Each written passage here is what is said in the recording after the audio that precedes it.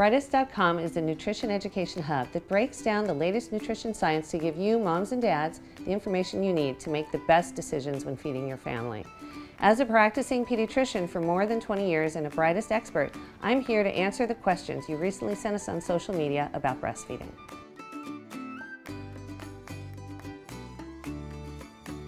Yes, it actually can, and that's a really, really good question. It's called relactation. Relactation can take some work, but it can really be worth it. So there's a few things you have to do to get that milk back. One of the things you want to do is put the baby to the breast very frequently, as that will stimulate your body to make milk, not only by emptying the breast, whatever colostrum or milk is there, but also by sending hormone signals to the brain to turn lactation back on.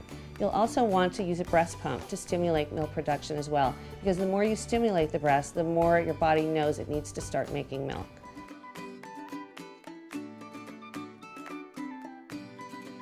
So the best way to increase milk supply is to make sure that those breasts are empty. So first, of course, feed the baby, have good long feeds, and make sure that the baby empties the breast. And then after that, you can pump after breastfeeding to stimulate the breasts to make more milk.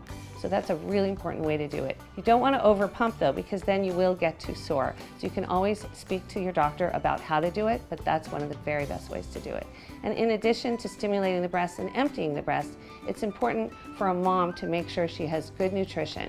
It's important that she takes her prenatal vitamin with DHA omega-3 regularly every single day so that she gets optimal nutrition. As well, it's important for a mom to stay hydrated and get some sleep. Hard, I know. Another thing to know is that if your milk supply is really not going up, it could be due to a medical condition like diabetes or a thyroid disorder. So it's important to speak to your doctor if you're concerned.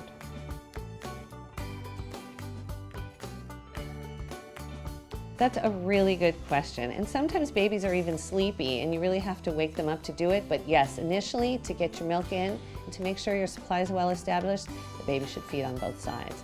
After a while, when we know feeding is really going well and the baby's satisfied and gaining weight, then you can speak with your pediatrician, but often we will then let the baby just do one side per feed.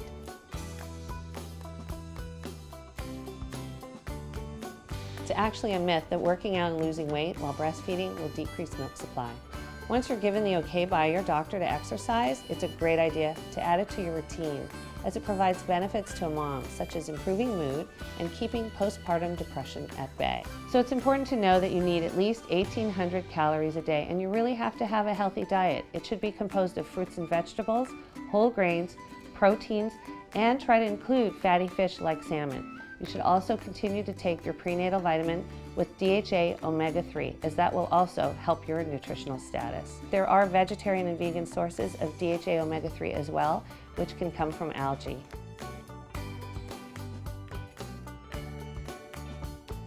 So you really want to try to build up a stash of breast milk in the freezer a few weeks before returning to work by pumping at least once or twice a day after you breastfeed.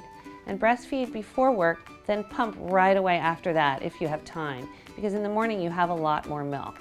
Completely emptying both breasts will tell your body to make more and will allow you to have more around for the baby.